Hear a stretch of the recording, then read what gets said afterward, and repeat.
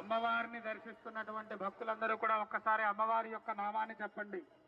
జై బలో సమ్మక్క తల్లికి, జై బలో సారలమ్మ తల్లికి.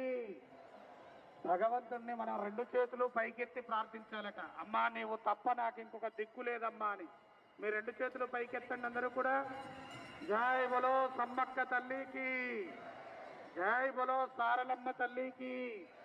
ఆ అమ్మల యొక్క గద్దెలని కంటితో చూస్తే చాలట ఈరోజు ఆ మహత్ పుణ్యం వస్తుందట.